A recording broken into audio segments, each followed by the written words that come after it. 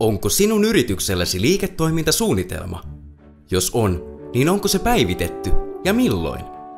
Yritysten perusarjessa punainen lanka saattaa helposti hukkua. Liiketoimintasuunnitelman päivittämisessä, samoin kuin uusien ideoiden pyörittelyssä ja testaamisessa, kannattaa hyödyntää visuaalista liiketoimintakarttaa, eli Business Model Canvasia. Ja sitten vaan hommiin. Esimerkkinä käytämme kivijalassa toimivaa kukkakauppaa. Ensin mietitään, keitä asiakkaamme ovat ja ketkä ovat niitä tärkeimpiä asiakkaitamme. Asiakassegmenttejä voi olla useita ja jokaiselle niistä voi tehdä oman kartan. Kukkakaupan asiakkaita ovat luonnollisesti yksittäiset kuluttaja-asiakkaat, mutta myös esimerkiksi pitopalveluyritykset ja muut juhlien järjestäjät, yritykset, ravintolat ja niin edelleen.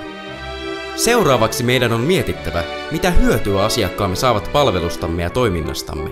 Minkä ongelman tai tarpeen me ratkaisemme asiakkaalle ja mitä arvoa me luomme asiakkaalle. Kukkakauppamme yksityisasiakkaille tärkein lupauksemme on, että kukkia saa jokaisena päivänä ympäri vuoden ja että palvelumme ja tuotteemme ovat nopeita, asiantuntevia ja laadukkaita. Mutta missä meidän asiakkaamme ovat ja miten he saavat tiedon palveluistamme? Miten saamme uusia asiakkaita? Esimerkki kauppamme tärkein myyntikanava on varmastikin hyvä liikepaikka. Muiden asiakassegmenttien tavoittamisessa tärkeää on henkilökohtainen myyntityö ja kontaktien solmiminen. Miten me hoidamme asiakassuhteitamme?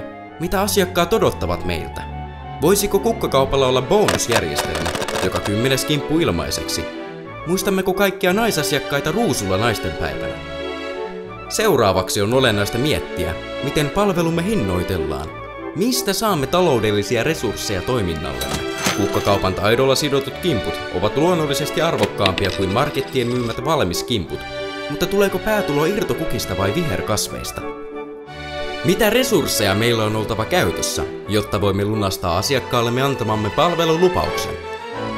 Kukkakauppa tarvitsee varmasti ammattitaitoista henkilökuntaa, hyvän liikepaikan ja liikkeellä on oltava riittävät aukioloajat. Tarvitsemme varmasti myös kuljetusauton. Mitä tehtäviä ja toimintoja on tehtävä, jotta voimme lunastaa asiakkaallemme antamamme palvelulupauksen? Mitkä asiat on laitettava kuntoon, jotta onnistumme? Onko kukkakauppa houkuttelevan näköinen ulkoa ja sisältä? Näkyykö ja erottuuko se katukuvassa? Onko palvelu kunnossa ja työntekijät ammattitaitoisia?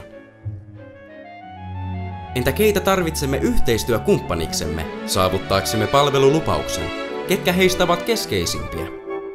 Kukkakaupallemme tärkeimpiä yhteistyökumppaneita ovat luotettavat ja monipuoliset kukkatuppurit, Interflora ja muut kuljetuspalvelut.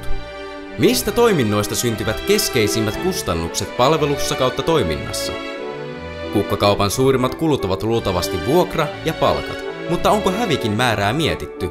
Ovatko ostot suhteessa myyntiin? Nyt liiketoimintakartta on täytetty ja varsinainen kehitystyö voi alkaa. Mieti, käännä ja väännä.